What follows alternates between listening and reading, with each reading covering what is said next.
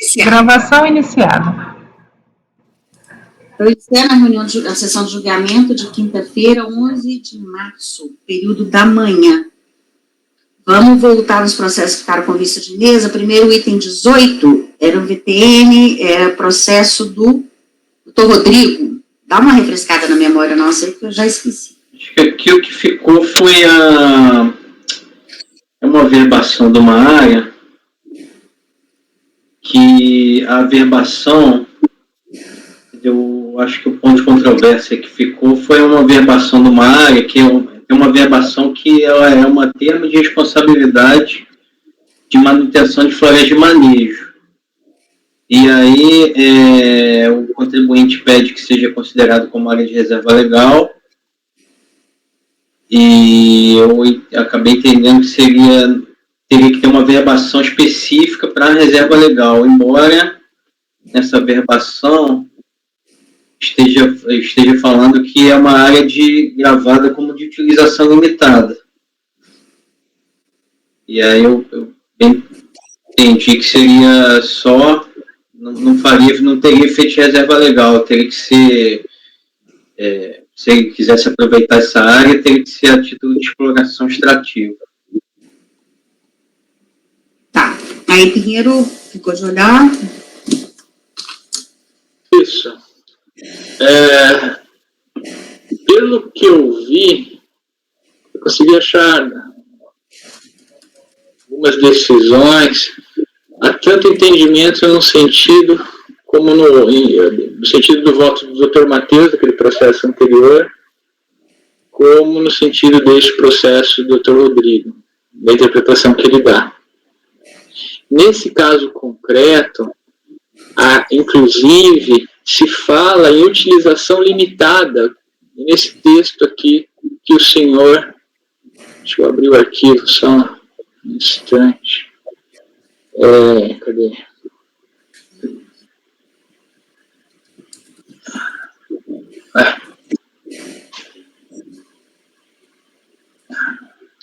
Eu fechei? É o 18, né? Isso. Eu vou ter que voltar para a pasta. Só um instante. Achei que estava aberto aqui. Muita coisa aberta, mas esse não ficou. Fala em utilização limitada, o próprio texto. Isso não remete à possibilidade de uma reserva legal? Que outra utilização limitada seria esta? Dr. Rodrigo, eu lhe pergunto. Fica gravada como de utilização limitada. Mas essa utilização limitada lá no Código Florestal, nessa data que foi averbada, já tinha expressão reserva legal. Hoje, pelo menos lá nas normas atuais do IBAMA, tem essas duas previsões, esses dois tipos de termo, né? Sim, existem esses dois tipos de termo. Um que é o termo de averbação, mas ambos são para averbação e matrícula. Isso. Só que o IBAMA, ele não traz consequências jurídicas do porquê da averbação também do manejo. Traz, porque eu posso ter averbação só do manejo para toda uma área. Tá, mas qual é a finalidade de averbação do manejo? Qual a finalidade? Não sei. Não sei. Não seria de ampliar a reserva legal? Não, porque pode ser uma área que não seja de reserva legal. Aí ele vai fazer aquele... Não. Necessariamente não sendo reserva legal. A reserva legal seria uma determinada área e ela é, por exemplo, mínimo de 20%, correto? Isso, mas... Tá. Ela não poderia ser ampliada, esses 20%, por ato do contribuinte, averbando a reserva legal, mas ele poderia fazer assim, eu entendi que ele pode estar na reserva legal e aí fazer esse plano de manejo. Aí eu verbaria esse termo de responsabilidade. Eu averbei uma área de reserva legal. E o plano, ele averbou dentro da área de reserva legal um plano de manejo. Ou fora, ele pode fazer tanto dentro como fora. Tá, e se o plano de manejo averbado, ele pega fora também, ele não está transformando, não está trazendo a mesma restrição da área de reserva legal para esta área fora? Então, mas aí não teria diferença, né? Eu não precisaria fazer a averbação do plano de manejo na área de reserva legal. porque eu não vejo previsão legal para verbar plano de manejo. O plano de manejo precisa ser averbado? Sim, vai averbar. Minha questão é que nessa época do código, nessa época da averbação, já tinha a reserva legal. E aí, para aproveitar como averbação de reserva legal aqui, deveria ter averbado a reserva legal. Já que hoje eu tenho os dois tipos de averbação, eu não poderia aceitar só o manejo, que pode ser fora de uma área de reserva legal.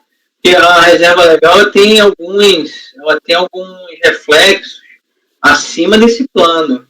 Eu não, assim, inclusive eu entendo aqui que esse termo de responsabilidade está vinculado só ao proprietário, porque a reserva legal não. Quando eu transfiro o imóvel, vai continuar lá, vai transferir, né? Tem a previsão lá no código que a reserva legal, inclusive, em caso aí de transferência ou fusão de imóveis, ela continua lá. Então, tem um regulamento mais específico da reserva legal, que esse regulamento não se aplicaria nesse caso. Tá. E quando aqui fala em utilização limitada, essa utilização limitada seria a limitação do próprio plano de manejo. Porque inclusive ele não vai fazer nada por enquanto, porque esse plano, essa área, ela depende, acho que nesse caso não. Desde que é autorizado aqui. Na averbação fala assim, desde que é autorizado. Ele ainda vai precisar, ele averbou esse termo de responsabilidade, mas ele ainda vai precisar da atualização. Porque ele vai precisar apresentar o plano e ainda vai ter que ser autorizado. Ou seja, trata-se de uma área que tem a utilização limitada. Mas a utilização limitada para fins de TR, aqui, na utilização limitada entra um monte de coisa. Isso, não é necessariamente só a reserva legal, a servidão florestal também. Não, mas aí e entra o outro lado também, não entra o interesse ecológico nessa área? Não me lembro. Interesse ecológico não me recordo de lembrar, mas a servidão florestal, que se aproxima também desses compromissos, também é uma área de utilização limitada, não sujeita, portanto, ao ITR. Ela está fora da tributação, né? Não necessariamente tem que ser uma reserva legal, tem que ser uma área de utilização limitada não sujeita ao ITR. No processo anterior, essa questão da servidão florestal é que me fez concluir que, de certa forma, esse plano de manejo estaria na mesma linha. Mas isso foi o que mais me impactou lá naquele momento. Mas refletindo mais, eu realmente fiquei com dúvidas. E no pouco tempo que eu tive para pesquisar, até porque eu me dediquei mais ao outro processo lá de imunidade, eu não consegui firmar efetivamente uma convicção. E aqui havia alguma outra questão da área que não estaria delimitada. Eu lembro que comentaram alguma coisa nesse sentido, acho que foi o Dr. Matheus. Eu comentei, mas depois eu lendo toda a íntegra do documento, eu entendi que de fato é o que está mencionado aí, que é esses 1.200. Tá.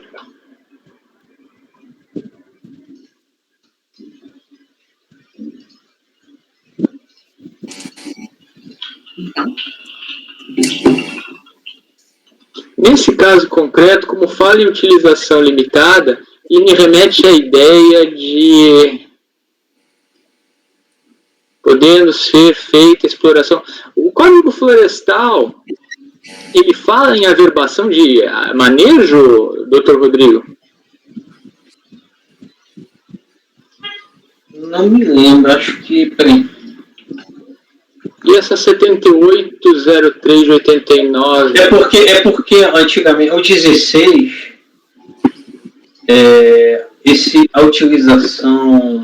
a utilização limitada, para mim, ela vem do 15. 15? Peraí, do código. Não, peraí, era o 10. É o 10. O 10 do código. 10 do código, para mim, eu acho que seria esse aqui, o 10, né? Não é permitida a derrubada de florestas situadas em área de inclinação, só sendo nela toleradas a extração de toros quando em regime de utilização racional, né? Então eu faço para essa área, eu posso fazer um termo de responsabilidade quando em regime de utilização racional. Aí no 16,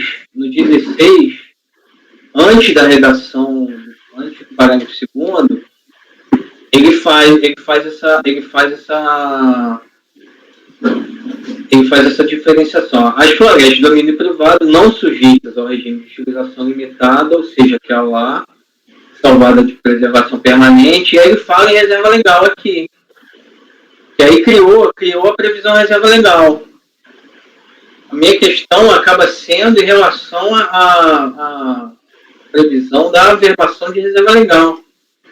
Que aqui eu já teria uma averbação diferente.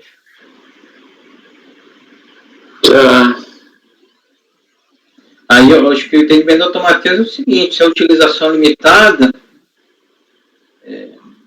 aí estaria lá, mas no 10, assim, não vejo como estaria para fins de TR lá, porque mesmo aí eu fui procurar lá nos manuais, né?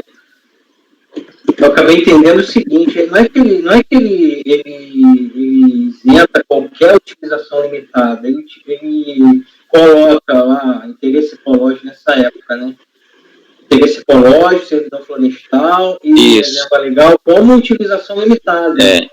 É porque antigamente, né, o nome era utilização limitada, que se refere ao artigo 10, parágrafo 1º, inciso 2º, alíneas A a E, que são as áreas de reserva legal, de interesse ecológico para a proteção dos ecossistemas ou imprestáveis para fins do setor primário, de servidão florestal, ambiental, cobertas por florestas nativas e de reserva particular do patrimônio natural. Sim, mas por que se nada foi alterado na legislação, a partir de então, agora, o fato gerador mais recente, eu precisaria da verbação específica da reserva legal? Porque continua sendo os mesmos amparos legais. Poderia botar esse termo agora e estaria marcado também, já que para trás não mudou a legislação. Mas como ele fez essa verbação, ele continuou com ela, ele não viu necessidade de fazer essa alteração. Mas já tinha previsão de reserva legal nessa época que ele fez a verbação. Que foi logo pelo que eu me recordo, que foi logo na mudança da lei, não? Essa matéria. Não, então, aqui foi 7 de dezembro, e a lei, eu cheguei a aventar essa possibilidade se fosse antes. Mas foi a expressão reserva legal. Foi coisa de meses, 2 meses, né? Que eu me recordo aqui da discussão. Foi em julho, a lei, isso aí foi em dezembro. Pois é. Aí, então, acho que foi inclusive por isso que a própria DRJ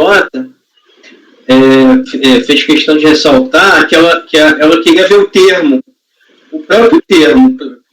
O contribuinte já tinha sido intimado a apresentar o termo, a DRJ reforçou. Ele poderia ter trazido esse termo para saber se não houve uma verbação incorreta, uma transcrição incorreta do termo, que poderia ter a possibilidade do próprio termo estar lá gravado de reserva legal. Aí foi por isso que a DRJ fez essa a servidão florestal são as áreas que o contribuinte voluntariamente ele renuncia em caráter permanente ou temporário a direitos de supressão ou exploração da vegetação nativa, localizada fora da reserva legal e da área com vegetação de preservação permanente. Ou seja, se essa área aí também não é uma área de reserva... tem que manter as mesmas restrições da reserva legal, não tem dispositivo aí nesse sentido? Não, mas aí eu poderia só ter uma área do 10, do artigo 10 do Código, que fala assim, do florestal, né?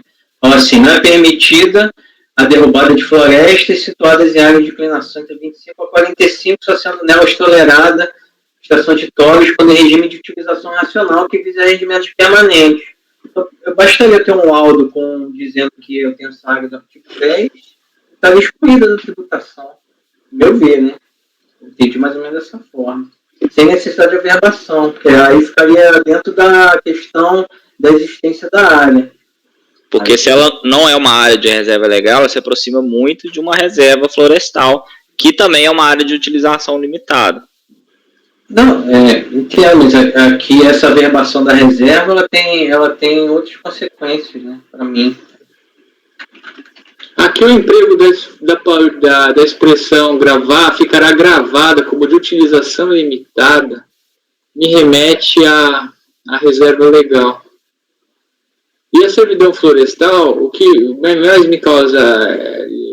Ela fala lá já na redação de 2001 que a limitação ao uso da vegetação da área sob o regime de servidão florestal deve ser, no mínimo, a mesma estabelecida para a reserva legal.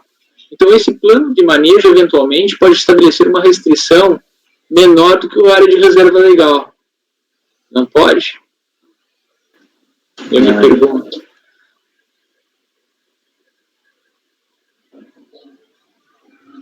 E aqui não foi intimado ao contribuinte a apresentar o plano de manejo, o documento do termo, tudo. Eu vou acompanhar o relator aqui. A dúvida do presente caso é só se... porque na averbação está a área como de utilização limitada, né? Se isso se enquadra como reserva legal. Exato. Mas não se enquadra como reserva legal, mas se a utilização limitada por si só, ela seria uma área excluída da tributação, principalmente essa época aí, onde de dezembro de 89 não tinha a expressão reserva legal no código. Essa época, quando é que foi essa época? Oi? Da averbação? Sim. Então, foi dezembro de 89 aqui a averbação. Antes de julho de 89, não tinha lá reserva legal. Você tinha floresta de utilização racional, e aí poderia realmente, antes, acho que não iria gravar como reserva legal, ele ia fazer um gravame mais ou menos parecido com esse aqui. Mas aqui... no meu modo de pensar, é que para ser reserva legal. Até há um bom tempo atrás, quando a gente jogou a primeira leva de terra, há muito tempo atrás, acho que nem o Dr. Pedro estava ainda na turma, Matheus também acho que não. Eu tenho entendido assim, de acordo com a portaria do IBAMA de 97, que são áreas de utilização limitada. Aí ela versa lá que são áreas de reserva particular do patrimônio natural, destinada à proteção do leão, áreas emprestáveis para atividade produtiva e áreas de reserva legal. Essa presunção que a gente está fazendo é uma presunção muito negativa, né? Muito maléfica assim, ao contribuinte. Porque não existia isso. Aí gravou que existia a área de utilização limitada. Era o que tinha como ele gravar na averbação. Por conta disso, a gente não. Agora ele tem que comprovar que aquilo é área de reserva legal. Eu acho que não funciona bem assim. Porque agora é assim. Agora é sim. Sim, mas agora, né? Mas quando era, não era. Não, aqui pra mim era. Apesar desse pouco tempo, já tinha reserva legal. Mas aí porque... Enfim, mas aí é o posicionamento seu, né? Vamos votar, né? Pinheiro já votou, já acompanhou o Rodrigo para negar provimento? Olha, no contexto de outros votos, do voto anterior que eu acompanhei o Dr. Matheus, para manter, eu estou tendendo a mudar o meu posicionamento, mas eu vou ainda nesse daqui manter a mesma linha. Eu vou divergir para entender que nessa averbação, quando ele fala que utilização limitada, está se referindo a reserva legal, até mesmo pelo contexto da época. E aí, então, você dá provimento? Isso significa que eu tenho, doutor Rodrigo, que apreciar alguma outra questão além dessa? Como é que está a impugnação? Aí tem o VTN, né? Tem o VTN aqui, foi... Tá, mas o VTN só vai ser necessário verificar se essa questão, ou de qualquer jeito, ele vai ser analisado. Então, nós paramos aqui na outra oportunidade. Sim, não. Se ficou alguma coisa? Eu não sei se chegamos a adentrar essa questão do VTN laudo, eu não me recordo. Não, mas eu acho que ficou tudo como... Não, mas aí faz diferença, né? Faz diferença. Peraí, você vai dar provimento, Pinheiro? É isso que eu estou tentando definir agora com o Dr. Rodrigo. Qual é a consequência desse entendimento aqui em relação à reserva legal? Você vai considerar tudo como reserva legal. Essa área aqui. 1.254 hectares. É. E a área toda, é a área que está em discussão, né? É a área toda, do imóvel. A área toda seria. A área integral do imóvel? É.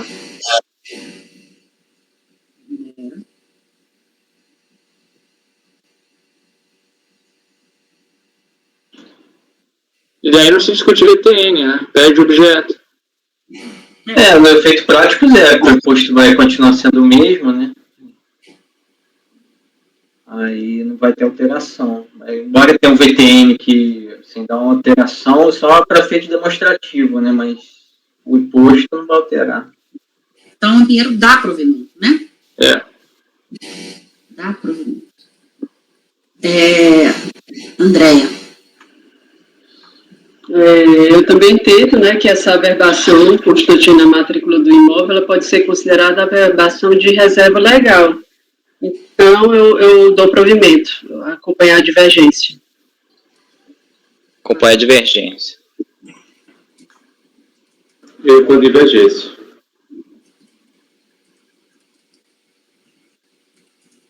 Então, por maioria de votos, dá provimento ao recurso voluntário. Vencido o conselheiro Rodrigo Lopes Araújo, relator, que negava provimento ao recurso. Designado para redigir o voto vencedor.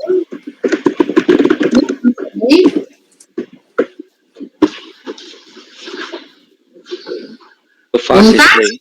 Eu faço. Matheus.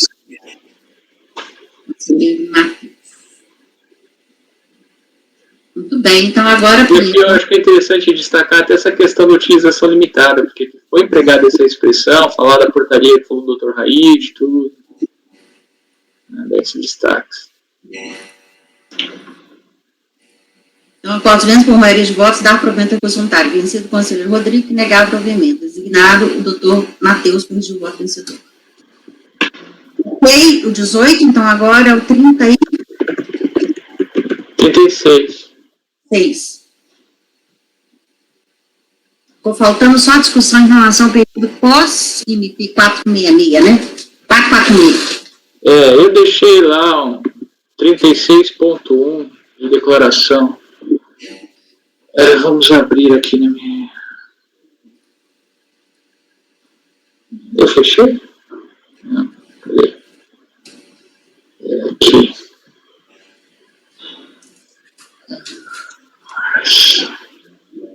36. Então, e lá na página, onde é que está? Página 9. Quando eu falo no 1, 2, 3, quarto parágrafo aqui, logo para o período de vigência do artigo 55 da Lei 8.212, o lançamento é válido e deve ser mantido. Para os fatos geradores ocorridos no período de 10/11 de 2008 a 11/2 de 2009, a matéria passou a ser regida pelo MP 446. E com a sua rejeição, temos de ter em mente o disposto nos parágrafos 3º e 11 do artigo 62 da Constituição, que vai falar lá da questão da perda de efeitos. Vai gerar efeitos após a rejeição ou perda de eficácia, as relações jurídicas constituídas e decorrentes de atos praticados durante sua vigência conservar-se-ão por elas regidas. Essa redação é da Emenda Constitucional 32. Então, o artigo 43 da MP, ele dispunha que os requerimentos de isenção protocolados perante a Receita Federal, pendentes até a data de publicação da MP, seguiram o rito da legislação anterior. Eu coloquei nota de rodapé, que são aqueles artigos, doutora Miriam, a transcrição deles em notas, até para poder acompanhar certinho aquelas situações que são um pouco confusas. O artigo 30 da MP assevera que a imunidade se consubstanciaria a contar da data de certificação pela autoridade competente, a originária do Ministério, desde que atendidas as disposições da seção 1 do capítulo. O 40 equiparava a certificação originária do Ministério, responsável de certificação originária pendente solicitada ao CNS, a ser apreciada pelo Ministério. Por fim, o 37 estabelecia que os pedidos de renovação dos SEBAS pendentes seriam automaticamente deferidos. Não há na MP regra expressa de equiparação dos SEBAS renovado automaticamente ao certificado a que se refere o 30, que é a interpretação lá que fez o Dr. Rodrigo. Assim, para o período de tramitação da MP, a imunidade poderia seguir a sistemática de 55 se houvesse pedido pendente ou se a entidade já possuísse ato declaratório. Nessa última hipótese, valendo-se da perda de eficácia da MP 446. Então, é o artigo 43. Se ele tivesse um pedido pendente, a própria MP determinava que ele seria apreciado nos termos da legislação anterior. E se ele tivesse antes um ato declaratório, ele já teria pré-constituído, reconhecido pelo INSS, a imunidade. Então, já estaria preenchidas em tese as condições. Nesse contexto, é pertinente a motivação do lançamento de não constar requerimento nos registros da autoridade lançadora e nem de autuada ter apresentado ato declaratório de isenção. Contudo, além dessas duas hipóteses, há a de constituição da imunidade segundo o regramento da MP 446, conservando-se as relações jurídicas constituídas e decorrentes de atos praticados durante sua vigência por ela regidas. A fiscalização não afastou tal situação. Logo, podemos cogitar de o lançamento estar insuficientemente motivado por não se ter imputado a não configuração da imunidade nos moldes do artigo 30 da MP 446. Quando o Dr. Rodrigo me fez a objeção ontem sobre a questão dos períodos, como é que ficaria, eu comecei a refletir e me lembrei dessa questão da perda das eficácias que dispõe a Constituição, e diante desse contexto e também daquela questão da interpretação literal, até no primeiro momento eu tive a impressão que poderia dizer que aqueles artigos lá da MP, o 30, o 36, o 37, o 40, até mesmo o 43, estaria interpretando conforme a Constituição de uma forma à luz do que posteriormente vem sendo discutido, só que nesse período aqui, a rigor, não houve declaração de inconstitucionalidade para esses dispositivos. E, no fundo, se transborda da literalidade. Não é simplesmente uma interpretação declarativa se eu tentar expandir para essa questão do SEBAS renovado automaticamente. Então, aqui eu coloco, após refletir sobre esse ponto, chego à conclusão de que esse ônus não seria da fiscalização, pois o lançamento não foi regido pelo artigo 31 da MP. O 31 é aquele que falava que fazia o lançamento direto com o relato dos motivos para não ter isenção. Uma vez cientificado em 18 de 11 de 2009, sendo, por conseguinte, suficiente a motivação adotada, eis que, em face da legislação vigente ao tempo do lançamento, o lançamento poderia ser efetuado sem um anterior ato cancelatório de isenção. Como é? O lançamento poderia ser efetuado sem um anterior ato. Não poderia. O lançamento poderia ser efetuado sem um anterior ato de isenção quando não se tivesse diante de direito adquirido ou de ato declaratório, decorrente do requerimento, cabendo à entidade a demonstração de dispor de imunidade por prova pré-constituída, consubstanciada no ato declaratório, ou de requerimento pendente posteriormente a gerar ato declaratório, ou por se inserir na parte inicial do parágrafo 1º do 55, porque lá o parágrafo 1º, ele fala em direito adquirido, mas sempre se interpretou ele como direito adquirido decorrente lá da Lei 3.577, combinada com com o Decreto-Lei 1572. Mas não é só isso. Também essa situação poderia ser enquadrada aqui, na redação do parágrafo 1º, a parte inicial, que ele fala do direito adquirido. Não se consubstancia no decorrente dessa lei, do decreto, mas no advindo da constituição de imunidade durante o período de tramitação da MP, a também gerar efeitos para o período posterior, a ser necessário ato cancelatório sob pena de invalidade do imediato lançamento do efeito. Ou seja, até o início de vigência da 32 caput, parágrafo 2º, da 12.101. Por conseguinte, não há que se falar em ultratividade do artigo 55. O que o mais me incomodava é que eu poderia estar, de certa forma, trazendo a ultratividade. Mas raciocinando melhor, eu vejo que não. Não há que se falar em ultratividade, em 55, parágrafo 1º, mas em aplicação contemporânea ao momento do lançamento, porque no momento do lançamento ele era vigente e aplicado nos termos, estritos limites do parágrafo 1º, artigo 144 do CTN. E nem há que se falar em transformação de exigência procedimental em requisito material de imunidade, uma vez que demonstrados pela recorrente os requisitos materiais em relação a qualquer um dos períodos dos fatos geradores, no caso concreto entre 1 de 2006 e 6 de 2009, não se sustentará o lançamento sob a motivação de não constatar.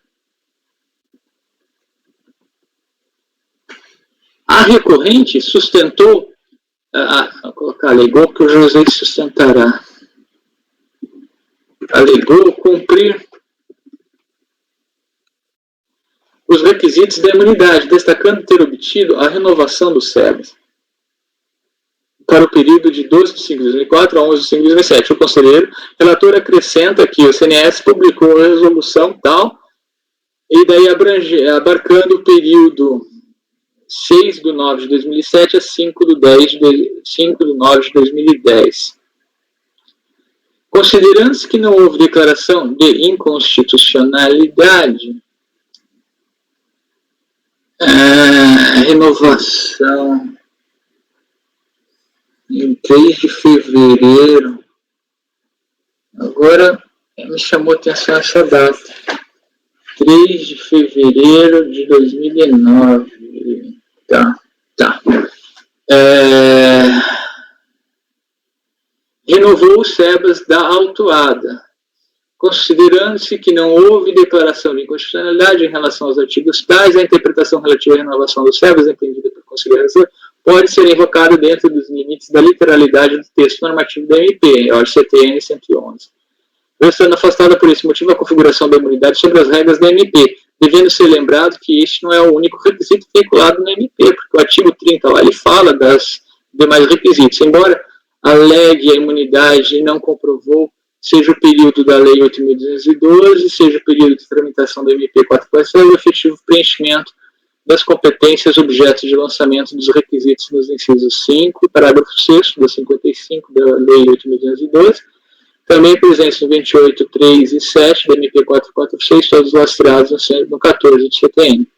Em relação às demais alegações do recorrente, acompanha o voto do relator. Aqui eu fiz aquela observação da portaria, mas se não me engano, pelo que falou o Dr. Rodrigo, aqui não seria pertinente, ele até não colocou na dele. Então, o meu voto é por negar provimento ao recurso voluntário na conclusão final.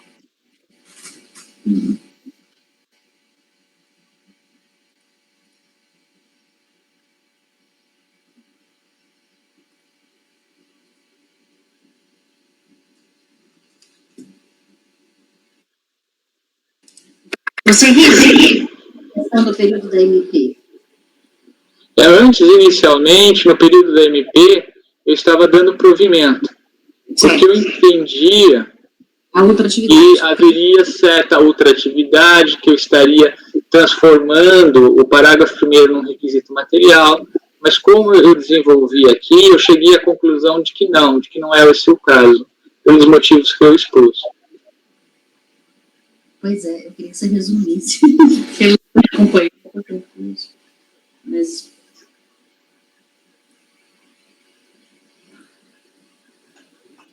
Quer fazer Não. Tudo bem, depois a gente fala. Então você nega provimento, né? Ok. Rodrigo nega, Pinheiro nega. André.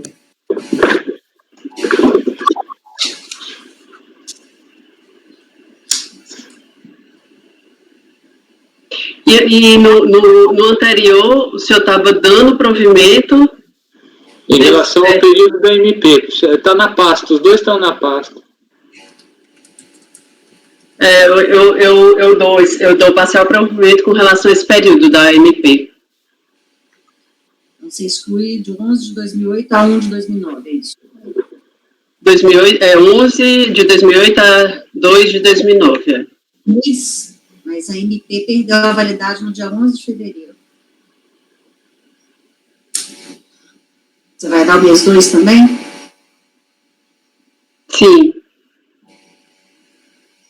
Quando é que você entende que acontece o fato gerador? Agora, com relação a esse mês 12... Peraí, a medida provisória até quando? Foi. De 10 do 11 de 2008 a 11 do 2 de 2009.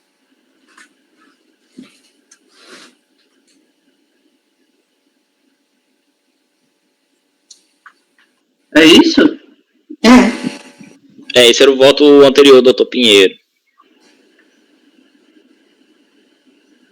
Pois é, mas eu preciso excluir a competência. Você vai excluir a janeiro, até janeiro ou fevereiro também?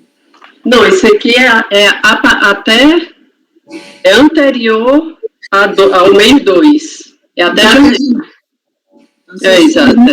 De 2008 a janeiro de 2009, certo? Exato. Correto.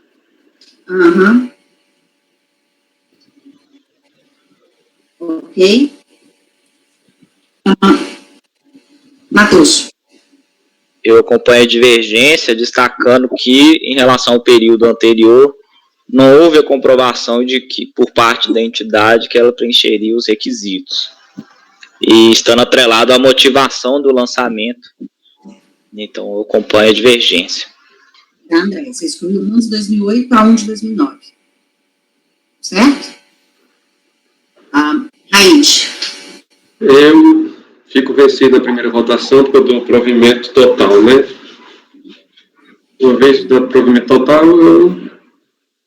acaba que adere à tese do provimento parcial. Empate, então, porque eu vou ficar com o relator também. Quem vai fazer o voto vencedor?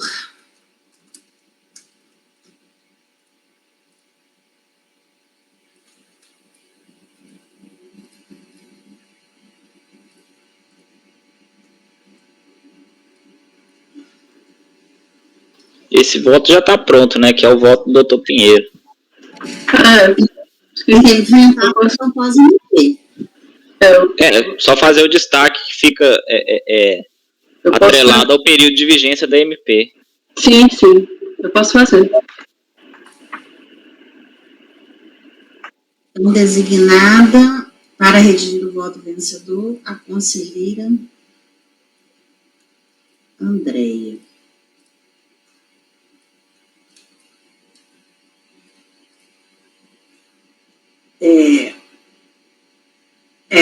Você vai deixar a declaração de voto, Pinheiro?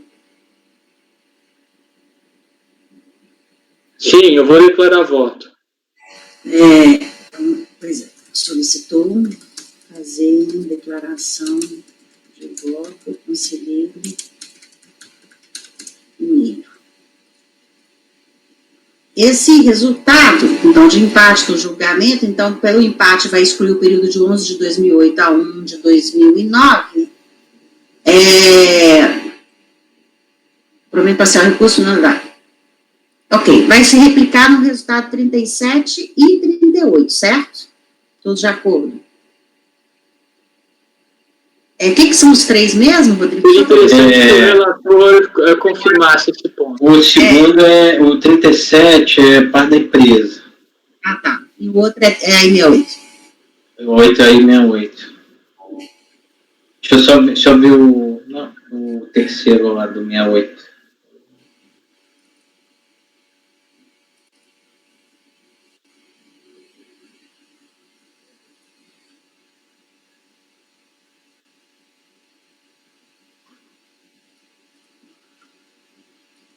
Não é a mesma coisa.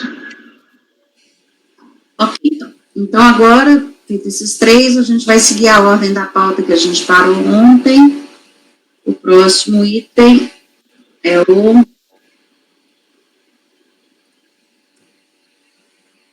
89, Matheus.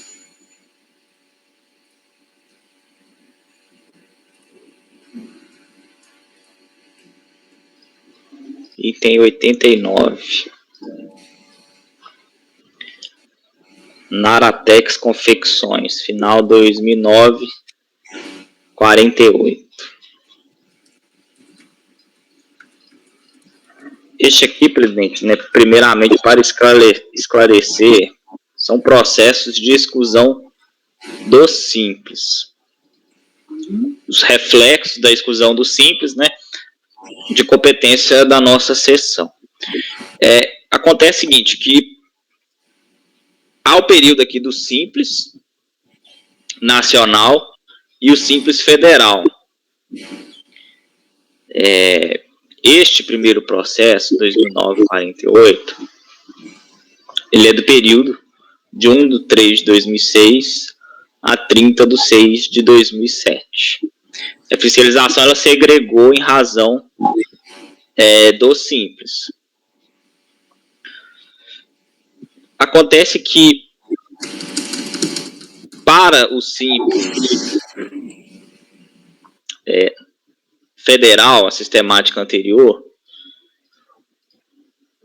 o contribuinte, os processos que tratam do Simples, o contribuinte ele não recorreu, então ele acabou transitando em julgado de forma desfavorável. Os processos que tratam do Simples Nacional, sistemática posterior, o contribuinte ele recorreu e teve sucesso na sua empreitada junto ao CARF. O que eu estou seguindo aqui é obedecer a coisa julgada que se formou no processo administrativo. Então, eu passo a leitura, né, feito esse esclarecimento inicial, para que os senhores tenham o contexto aqui da discussão, porque é uma discussão que aproveita em todos os outros processos. Então, vamos lá, 2009-48, item 89. Traço de crédito tributário, consolidado em 16/10/2009, constituído contra a Naratex, por intermédio do auto de infração, de acordo com o relatório fiscal, crédito previdenciário, objeto do lançamento, refere-se às contribuições sociais patronais não recolhidas, cujos fatos geradores são as remunerações dos empregados e contribuintes individuais.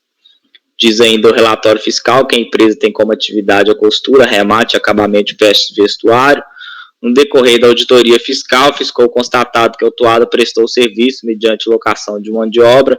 Dessa forma, incorreu em hipótese de vedação do Simples Federal, previsto no artigo 9º. A autuada declarou em campo próprio a GFIP ser optante do Simples, no entanto, a referida opção foi objeto de cancelamento, conforme dispõe o ato declaratório executivo. Os lançamentos foram individualizados nos levantamentos, os quais eu cito abaixo. Houve aqui o respeito ao artigo 106, inciso 2º da linha C do CTN, que foi obedecido pela fiscalização da hipótese dos autos. Em parte do período, a multa mais benéfica foi a de ofício, constantes levantamentos, ao comparativo de multa.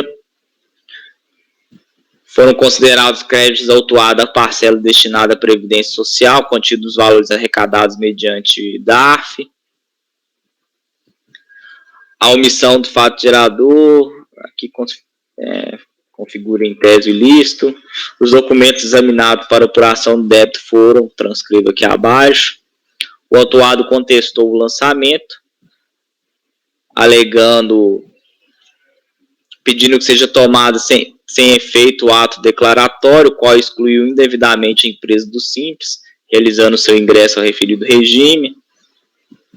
Pontua que não exerce atividade de locação de mão de obra, mas sim desempenha atividade de industrialização e confecção de malhas, atividade que se enquadra no Simples. Em seguida, sobreveio o julgamento proferido pela DRJ, que considerou a impugnação improcedente com a manutenção do crédito tributário, transcreva a emenda. O contribuinte ele recorreu, reiterando boa parte das alegações, e passa ao exame do voto. Juízo de admissibilidade, o recurso ele é tempestivo, preenche os requisitos, toma conhecimento. Preliminares, nulidade do acórdão recorrido. Preliminarmente, o recorrente alega que a decisão teria desprezado as provas existentes nos autos, sem qualquer fundamentação, tendo o julgador deixado de se pronunciar sobre pontos relevantes de defesa. Contudo, eu entendo que não assiste razão ao recorrente, entendo que a decisão de piso enfrentou a argumentação tecida pelo recorrente em sua defesa, afirmando ainda que a impugnação do direito passivo se limitou a contestar o ato declaratório que exclui do simples, além de ter pontuado que a manifestação de conformidade do processo atinente à exclusão do simples foi indeferida, demonstrando, portanto, que se pronunciou sobre os pontos relevantes de defesa. A decisão, ao meu ver, foi fundamentada, não havendo que se falar em nulidade, trata de matéria a ser enfrentada no tocante ao mérito. Nulidade do lançamento, o recorrente ele também alega que antes que o ato de exclusão do simples se torne definitivo, os créditos não seriam exigíveis, o que representaria flagrante desrespeito à legalidade. Entendo que não assiste razão, eis que a questão restou prejudicada, tendo em vista que houve trânsito em julgado do processo que se discutiu simples, eis que não houve apresentação do recurso. Transcrevo aqui a ementa da DRJ, daquele processo. Cabe destacar que o presente lançamento é reflexo apenas do ato declaratório 113 de 2009, né, porque são 2 atos declaratórios, né, que esse contribuinte ficou sujeito. E o que se discute aqui é o do Simples Federal, período de 1 de 3 de 2006 a 30 de 6 de 2007, motivo pelo qual as discussões concernentes ao ato declaratório 114 de 2009, Simples Nacional, não influenciam na controvérsia dos autos, ainda que se considere que o substrato fático do lançamento seja o mesmo, eis que deve ser respeitada a coisa julgada administrativa vinculada a cada lançamento em particular. Dessa forma, eu rejeito o pleito do recorrente acerca da suspensão dos efeitos do ato declaratório 113, face à sua discussão em instância administrativa, eis que já sobreveio julgamento definitivo no âmbito daquele processo, e ainda que assim não fosse, a constituição do auto de fração, para apurar a exigência de tributo em razão de exclusão do simples, não implica em suspensão do processo administrativo, súmula CAF 73. Para além do exposto, entendo que não houve cessamento do direito de defesa, inclusive o contribuinte ele apresentou manifestação de inconformidade no processo atinente à exclusão do simples. Simples, tanto federal quanto nacional. Incumbe ao autor de comprovar os fatos constitutivos de seu direito, então rejeita a preliminar suscitado. Item 3. No tocante ao mérito, o recorrente alega que a sua atividade é industrial e não se enquadra no conceito de locação de mão de obra, sendo, portanto, inválida a exclusão da empresa do regime de tributação simplificada. Pelo que se percebe, o recorrente procura rediscutir no âmbito deste processo a exclusão do simples. Contudo, a discussão relativa à exclusão só é cabível no processo próprio e não neste processo de lançamento de crédito tributário relativo a contribuições previdenciadas. Descabe neste foro retomados os questionamentos apresentados e bem examinados no processo próprio.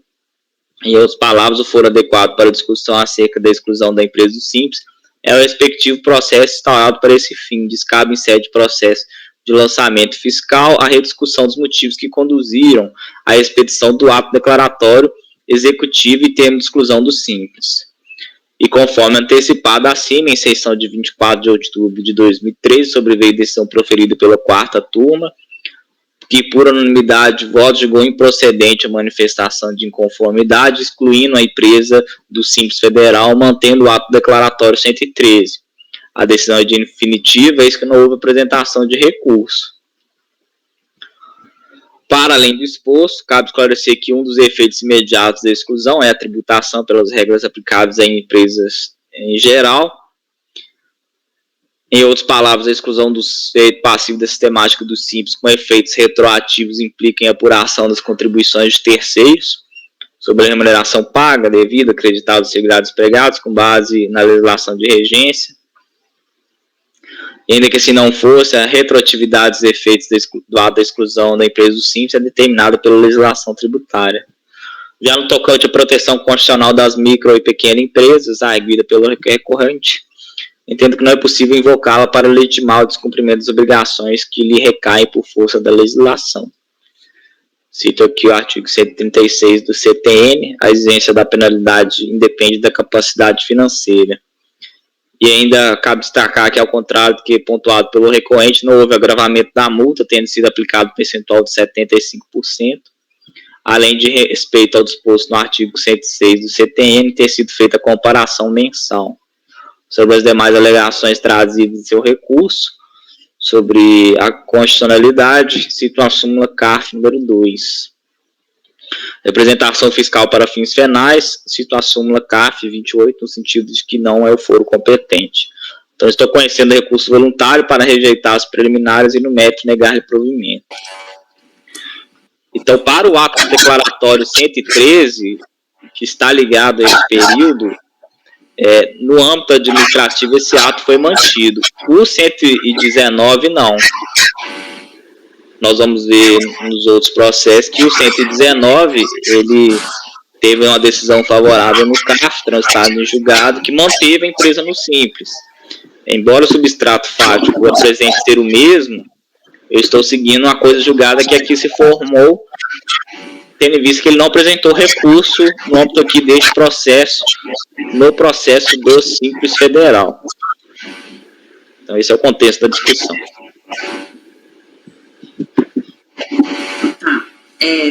Bia. Acompanhe, relator. Acompanhe. O relator. Por unanimidade de votos, rejeitar as preliminares, negar provimento ao recurso. 39. O 90 é o quê? Esse era patronal. Deixa eu só ver aqui. É porque tem uns que tem multa também.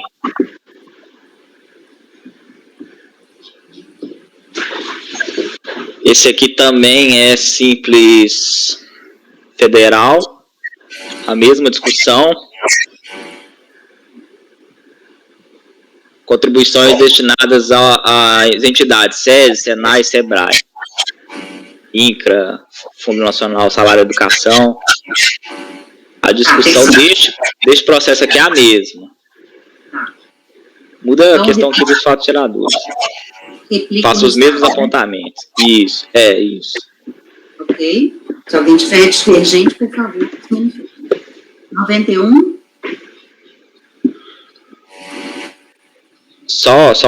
Deixa eu só confirmar aqui.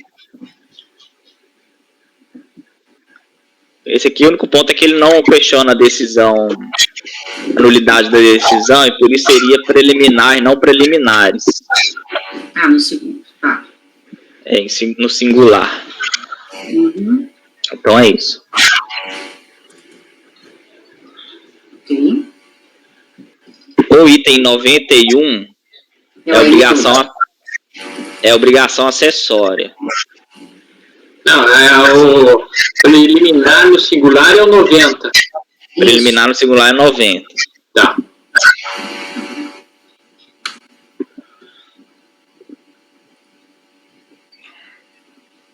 Aí eu sugiro pular esse de obrigação acessória e primeiro fazermos de obrigação principal.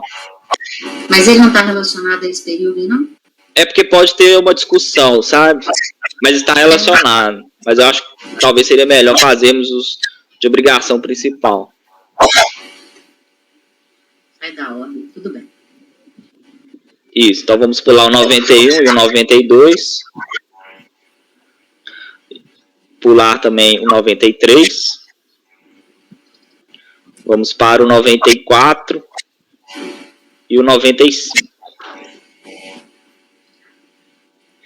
Este aqui, o período já é 1/7/2007 a 30/10 de 2008. Item 94, final 2009, 75.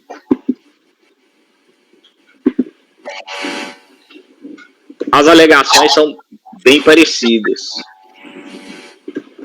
Já passo ao voto e faço os devidos esclarecimentos. Preliminarmente, o recorrente alega que o lançamento apenas teria lugar com a confirmação da exclusão do Simples. Entendo que não assiste razão, a questão restou prejudicada. Eis que houve decisão proferida pela DRJ. Aqui ele faz a alegação tanto do 113 quanto do ato declaratório 119, que é pertinente ao que é o caso. Em sessão de 4 de junho de 2020, sobreveio decisão proferida pela terceira turma extraordinária da primeira sessão de julgamento do CARF, nos autos do processo final 2009-18, por meio do acórdão 64, final 648, que por unanimidade de votos, deu provimento ao recurso do sujeito passivo, a fim de afastar a exclusão da empresa do Simples Nacional, com o cancelamento do ato declaratório 114 de 2009. É ver a ementa daquele julgado, transcrevo aqui. A decisão é definitiva, tendo operado o seu trânsito em julgado. Nesse sentido, tendo visto que o processo que estava de exclusão do contribuinte do Simples Nacional já foi julgado, o pedido não procede. Rejeito preliminar arguída pelo contribuinte, não houve cessamento de defesa, é isso que ele apresentou defesa própria do seu processo. Incumbe ao autor o ônus de comprovar, então rejeita preliminar.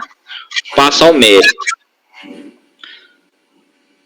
No tocante ao mérito, o requerente alega que a sua atividade é industrial e não se enquadra no conceito de locação de mão de obra, sendo, portanto, inválida a exclusão da empresa do regime de tributação simplificado.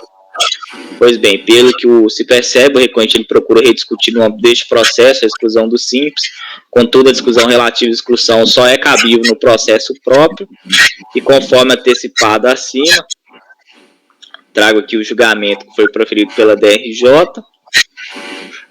nos autos do Simples Federal e ainda, em sessão de 4 de junho de 2020, sobreveio decisão proferida pela terceira turma do processo Simples Nacional, trazendo para o caso em questão reflexo das decisões acima exaradas, levando em consideração o período de apuração do presente crédito tributário, entendo que a decisão recorrida merece reparos. Isso porque o presente lançamento compreende o período de apuração 1 de 7 de 2007 a 30 de 10 de 2008, lastreado no ato declaratório 114 de 2009, Simples Nacional, período 1 de 7 de 2007 a 30 de 10 de 2008, que excluiu a empresa do Simples Nacional.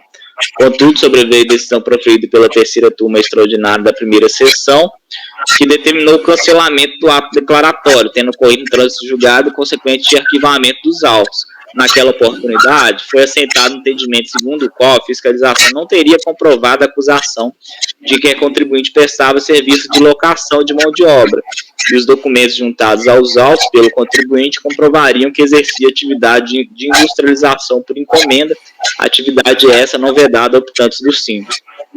Dessa forma, deve ser cancelada a presente exigência fiscal, eis que motivada por exclusão do Simples, que deixou de produzir efeitos em virtude de decisão definitiva de cancelamento do ato declaratório de exclusão.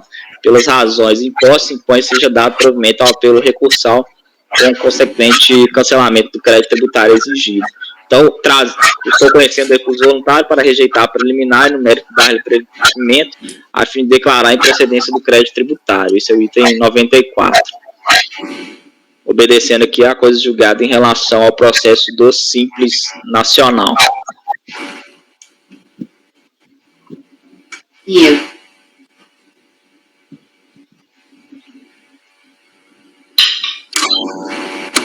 Acompanho. Acompanho. Relator. Então, por unanimidade, rejeitar plenário e dar provimento. Isso. O item 95 também é do Simples Nacional. Aqui são os terceiros, né, outras entidades. O raciocínio é o mesmo do anterior. Então, eu estou conhecendo o recurso voluntário para rejeitar a preliminar e no mérito dar provimento, a fim de declarar a improcedência do crédito tributário, obedecendo uma coisa julgada formada em relação ao processo de discussão do Simples, que foi favorável ao sujeito passivo.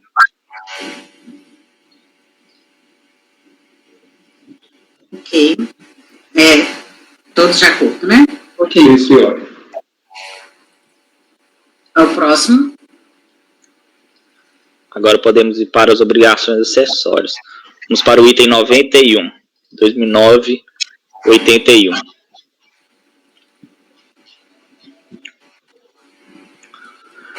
Então, item 2009-81, item 91,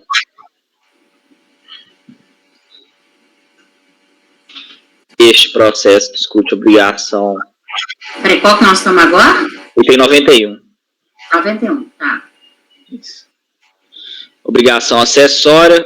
Trata-se de auto de infração debcad consolidado em 15/10 de 2009, emitido contra a empresa Imprigaf, em razão de a mesma ter infringido o dispositivo previsto no artigo 32, inciso 1º da Lei 8.212. De acordo com o relatório fiscal da infração, as folhas 17 e 18, em visita à empresa no dia 15/9, quando foi dada a ciência do mandado de procedimento fiscal, a fiscalização foi atendida pelo senhor Ordélio Rodrigues, que se identificou como gerente da empresa. Em 15/9 de 2009, vários empregados foram entrevistados e todos o apontaram como proprietário. Ao ser entrevistado em 30/9 de 2009, o senhor Ordélio declarou que faz a administração da Naratex, que tem procuração para exercer essa atividade e se considera proprietário, mas não recebe qualquer remuneração pelos serviços prestados à empresa. Declarou ainda que entre suas atribuições como empregado da Carrara está o gerenciamento da Naratex, sendo suas despesas de transportes, alimentação, estadia, dentre outros, decorrentes de suas viagens entre Rio Negro e Indaial, financiadas pela Carrara. Em consulta ao Cadastro Nacional de Informações Sociais, verificou-se que o senhor Ordélio é empregado da empresa Carrara, onde ocupa o cargo de gerente de produção. Assim, concluiu-se que o senhor Ordélio é segurado contribuinte individual na figura de administrador-gerente da Naratex e a remuneração correspondente aos serviços prestados, supostamente paga pela Carrara, deveria constar da folha de pagamento da Naratex. Dessa forma, a empresa apresentou folhas de pagamento sem a inclusão dos dados de Ordélio Otilino Rafael Rodrigues. Em decorrência da infração ao dispositivo legal acima descrito, foi aplicada a multa cabível no valor de R$ 1.329, em conformidade com os artigos 92 e 102 da Lei 8.212. O contribuinte ele apresentou a impugnação, alegando em síntese que a afirmação do auditor de que o senhor Ordélio é empregado da Naratex e que, portanto, deveria constar em sua folha de pagamento como segurado contribuinte individual, parte de premissas equivocadas, com o único intuito de excluir a empresa do Simples, que o senhor Ordélio não é empregado da Naratex, mas sim da Carrara. Em seguida, sobreveio o julgamento proferido pela DRJ, por meio do acordo, que o dispositivo considerou a impugnação improcedente. Transcrevimento abaixo, o contribuinte ele apresentou o recurso, trazendo as seguintes alegações, as quais eu também transcrevo. Passa ao voto. Juízo de admissibilidade, o recurso ele é tempestivo, preenche os demais requisitos, toma conhecimento. Preliminar. Preliminarmente, o recorrente alega que o lançamento apenas teria lugar com a confirmação da exclusão do Simples. Contudo, entendo que não assiste razão. O presente lançamento ele diz respeito ao descumprimento de obrigação acessória prevista no artigo 32, inciso 1º da Lei 8.212. Conforme relato de fiscalização, o senhor Ordélio seria assegurado contribuinte individual na figura de administrador-gerente da Naratex, motivo pelo qual a remuneração correspondente aos serviços prestados, supostamente paga pela Carrara, deveria constar da folha de pagamento da Naratex. Assim, ao contrário do que é arguido pelo recorrente, cabe pontuar que o presente auto-infração decorrente do descumprimento de obrigação acessória não tem qualquer relação com o processo de exclusão do Simples. Eis que a obrigação de preparar a folha de pagamento, de acordo com os padrões e normas estabelecidos pela Seguridade Social, é obrigação comum às empresas, seja ou não do Simples. Por esse motivo, o presente lançamento não possui qualquer relação com a exclusão do Simples, não havendo qualquer prejudicialidade para análise da situação posta nos autos, eis que se trata do descumprimento da obrigação acessória. E ainda que assim não fosse, cabe esclarecer que já houve trânsito julgado desses processos, os quais eu cito, e caberia ao autor o ônus de comprovar os fatos constitutivos do seu direito. Ao meu ver, o lançamento ele obedece ao artigo 142 do CTN. Passo ao mérito. No tocante ao mérito, o recorrente novamente se confunde com em sua argumentação, pontuando que o senhor Ordélio não seria empregado da Naratex, mas sim da Carrara. Afirma ainda que a relação do senhor Ordélio não seria de trabalho, mas sim de natureza civil, motivo pelo qual entende ser desnecessária sua inclusão na folha de pagamento da empresa. Contudo, conforme já esclarecido pela decisão recorrida, a fiscalização em nenhum momento afirmou que o senhor Ordélio seria empregado da Naratex. mas sim contribuinte individual, sendo que sua remuneração estaria sendo supostamente paga pela Carrara, empresa na qual figurara como empregado. Assim constatado que o referido segurado prestava o serviço à Naratec, a fiscalização entendeu que deveria constar o referido valor na folha de pagamento. Não procedendo dessa forma, houve o descumprimento da obrigação acessória. Ao meu ver, a prova dos autos é convergente no sentido de enquadrar o senhor Ordélio como contribuinte individual, conforme bem pontuado pela fiscalização, transcrevo aqui abaixo, sobretudo por estar lastreado em declarações firmadas pelo próprio senhor Ordélio. Não há, pois, que se falar que a relação entre o senhor Ordélio e o sujeito passivo seria apenas de natureza civil, como pretende o recorrente. Eis que o conjunto probatório nos autos, a meu ver, aponta no sentido de que haveria efetivamente a prazo de diversos serviços a Naratex ligados à sua administração. O próprio senhor Ordélio identificou como gerente da Naratex. E ainda no tocante à proteção constitucional às micro e pequenas empresas, não é possível invocá-la para legitimar o descumprimento da legislação tributária. Então, estou conhecendo o recurso voluntário para rejeitar a preliminar e, no mérito, negar o provimento.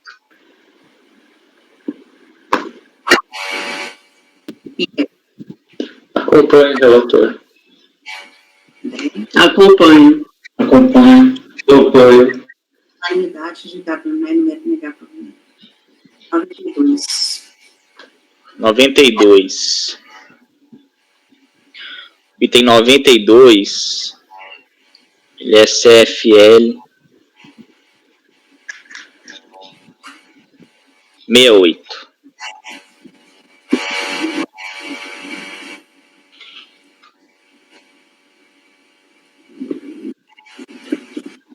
Tratos de auto de infração consolidado 21/10/2009 contra a empresa em epígrafe, em razão de ter apresentado a guia de recolhimento com dados não correspondentes aos fatos geradores de todas as contribuições. De acordo com o relatório fiscal, durante a auditoria, a empresa apresentou o GFIP com erro no campo destinado à informação relativa à opção pelo Simples, ou seja, no campo informou o código 2, que de acordo com o manual destina as empresas optantes pelo Simples, quando deveria ter informado o código 1 referente a empresas não optantes pelo regime. Com a informação inexata no referido campo, houve reflexo na informação do campo valor devido à previdência, visto que não houve apuração da cota patronal da contribuição previdenciária, nem das contribuições destinadas a outras entidades, sendo, portanto, informado valor menor que o devido. Adicionalmente, a empresa deixou de declarar a totalidade dos valores descontados, segurados, empregados, contribuintes individuais, as competências 2 e 10. Em decorrência do fato acima, foi aplicada a multa cabível, de acordo com o quadro demonstrativo da multa, no valor de 19 mil. O valor foi calculado por competência, em que houve omissão, correspondente a 100% do valor devido, relativo à contribuição não declarada. Ressalto que, em decorrência do artigo 106 do CTN, foi aplicada a multa por ser mais benéfica. A empresa apresentou impugnação tempestiva, folhas 44 e 50, juntando os documentos, pedindo que seja declarada a nulidade do auto de infração, alegando em síntese que não exerce atividade de locação de mão de obra e que a exclusão do Simples e Simples Nacional, através de atos unilaterais, não podem ser consideradas válidas. Em seguida, sobreveio o julgamento proferido pela DRJ, por meio do acordo, cujo dispositivo considerou a impugnação improcedente com a manutenção do crédito tributário, devendo, entretanto, ser revisto o cálculo da multa mais benéfica ao contribuinte nos termos da portaria conjunta, no momento em que for postulado seu pagamento, é ver a ementa do julgado. O contribuinte, por sua vez, conformado com a decisão, procurando demonstrar a improcedência do lançamento, depois recurso voluntário, reprisando os argumentos apresentados em sua impugnação, os quais eu transcrevo abaixo. Passa o voto. Juízo de admissibilidade, recurso é tempestivo, tomo conhecimento. Preliminarmente, o recorrente alega que o lançamento apenas teria lugar com confirmação da exclusão do Simples. Aqui na esteira do interior destaco que essas decisões já são definitivas, não vislumbram nulidade do lançamento, pois correspondeu ao artigo 142 do CTN. Dessa forma, rejeita a preliminar suscitada e passa ao mérito. Conforme narrado, trata-se de autos de infração contra a empresa em perigo em razão de ter apresentado a GFIP com dados não correspondentes aos fatos geradores de todas as contribuições previdenciárias. Em outras palavras, a informação indevida acarretou a alteração dos valores das contribuições devidas, tendo em vista que as empresas optantes pelo Simples devem proceder tão somente ao recolhimento da contribuição descontada dos segurados, pois têm as contribuições patronais substituídas. As infrações relativas a declarações incorretas nos campos da GFIP, que reduzem o valor das contribuições previdenciárias, foram incluídas entre as infrações capituladas no Código de Fundamento Legal CFL 68 a partir de 6 de 2003, em razão das alterações previstas no Decreto 4.729, que deu nova redação ao artigo 284 do Regulamento da Previdência, aprovado pelo Decreto 3.048. Adicionalmente, a empresa deixou de declarar a totalidade dos valores descontados segurados e empregados, contribuintes individuais, nas competências 2 e 10 de 2008. Em resumo, a motivação adotada pela fiscalização para o lançamento das contribuições acessórias, que são objeto de discussão nos autos, pode ser sistematizada conforme abaixo. Aqui eu transcrevo a motivação por competência. No tocante ao mérito, o requerente alega que sua atividade é industrial e não se enquadra no conceito de locação de mão de obra, sendo, portanto, inválida a exclusão da empresa no regime de tributação simplificada. Pois bem, pelo que se percebe, o requerente ele procura rediscutir no âmbito deste processo a exclusão do Simples, contudo, a discussão relativa à exclusão só é cabível no processo próprio. Aqui, novamente, eu esclareço que já houve o trânsito julgado dessas decisões. Então, diante das decisões acima, os demais processos do mesmo contribuinte, também distribuídos seus relatores julgados na mesma sessão, acompanhar a coisa julgada administrativa vinculada a cada lançamento em particular, conforme sintetizado no quadro abaixo. Aqui eu transcrevo os processos, relativos às obrigações principais. Trazendo para o caso em questão reflexo das decisões acima exaradas, entendo que a decisão recolhida merece reparos pontuais. A começar, não há qualquer impacto na competência 12 de 2006, eis conforme visto acima, foi mantido o ato declaratório 113 de 2009, não tendo sido passivo apresentado recurso contra a referida decisão, tendo sido operado o seu trânsito julgado e o consequente arquivamento dos autos.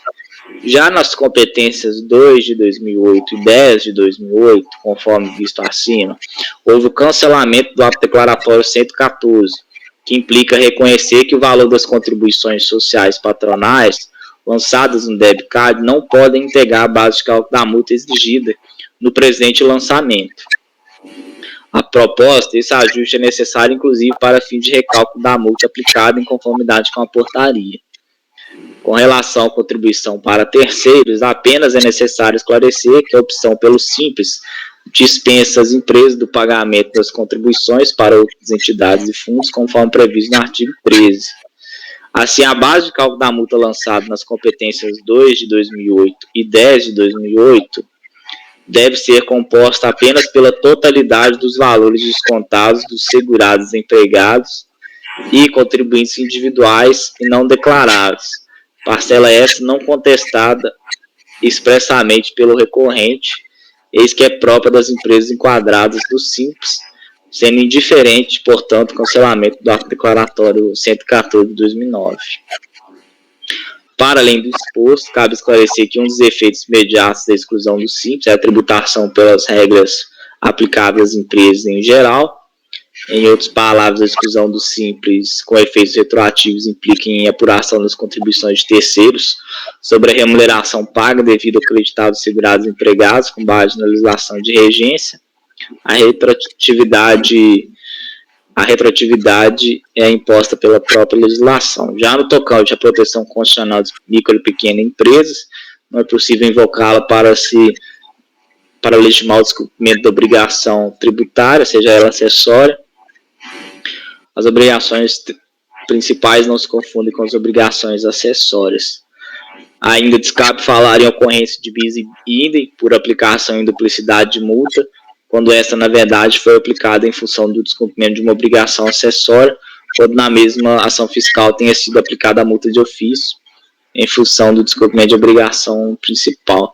Então, estou conhecendo o recurso voluntário para rejeitar a preliminar e, no mérito, dar-lhe parcial provimento, a fim de excluir da base de cálculo da multa relativa às competências 2 de 2008 e 10 de 2008, o valor das contribuições patronais lançadas no debitcard 412, final 412.0. Pia. Acompanho, relator. Acompanho. Acompanho. Por unanimidade de votos. Rejeitar plenário, método dar provimento parcial e voluntário para excluir da base de cálculo da multa nas competências 2 de 2008 e 10 de 2008 o valor das contribuições patronais lançadas na nota de infração final 412.0. 93. Só um minutinho.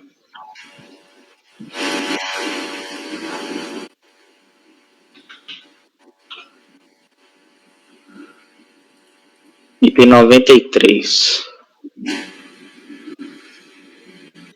Final 2009, 15.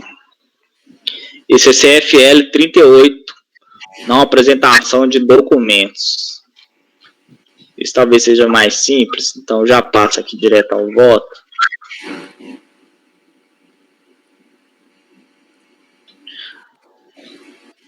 O contribuinte ele não apresentou o livro caixa nem o livro diário no período de 1 de 2006 a 10 de 2008, solicitados mediante o termo de início de procedimento fiscal.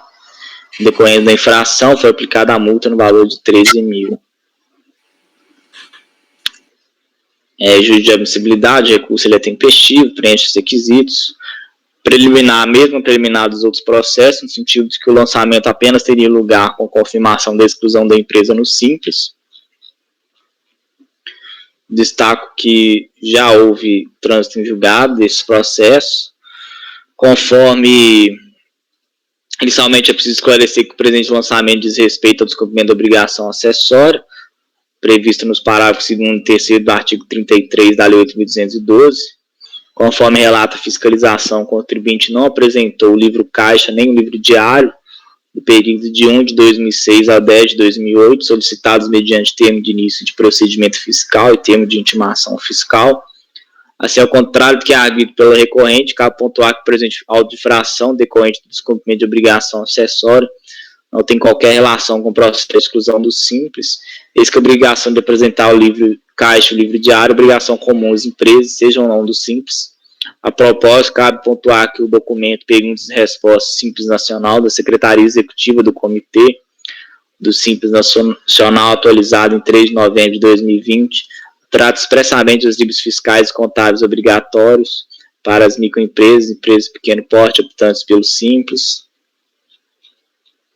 Ademais, a própria Lei Complementar 123 de 2006 prevê como hipótese de exclusão de ofício das empresas optantes pelo Simples Nacional, quando houver falta de escrituração do livro caixa ou não permitir identificação da movimentação financeira, inclusive bancária, e ainda a Lei Complementar 123 de 2006, que instituiu o Estatuto Nacional da Microempresa da Empresa de Pequeno Porte, em nenhum momento prescreveu expressamente a dispensa da escrituração do livro diário, devendo-se respeitar o disposto nos artigos 1179 e 1180 do Código Civil, que assim determinam. Por esse motivo, o presente lançamento não possui qualquer relação com a exclusão do Simples, não havendo qualquer prejudicialidade para análise da situação posta, eis que se trata de descumprimento de obrigação acessória, previsto nos parágrafos 2º e 3º do artigo 33 da Lei 8.212.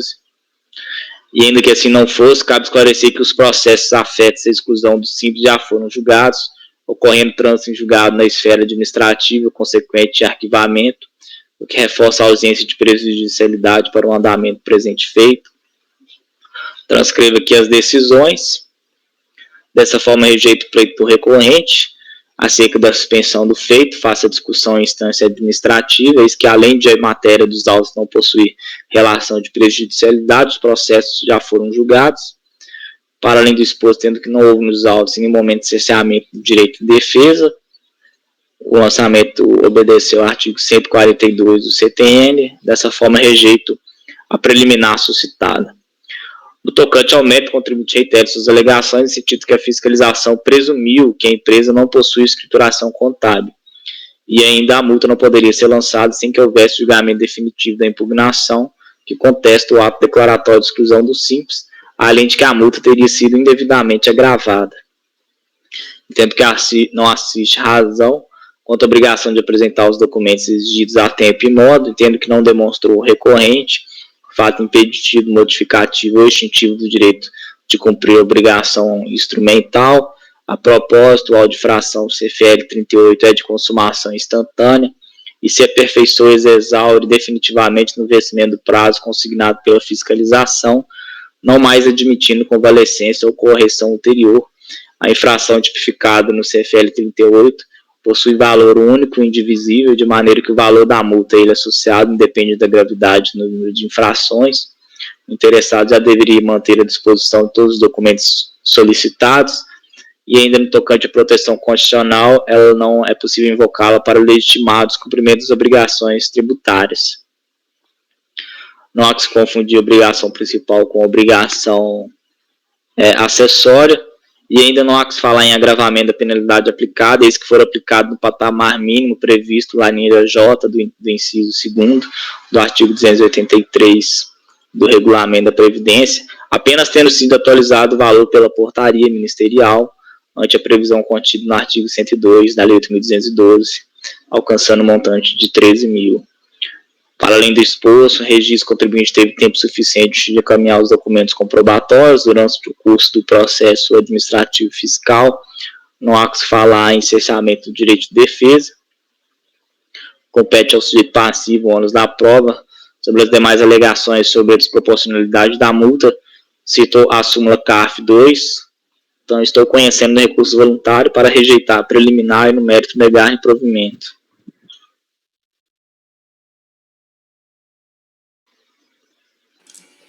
Pinheiro. Acompanhe, relator. Acompanho. Por unanimidade, votos rejeitar o plenário não deve negar por unanimidade. 96, Pinheiro. Se a gente puder fazer um pequeno intervalo. Vamos ver que eu... Mais um. Parar a gravação.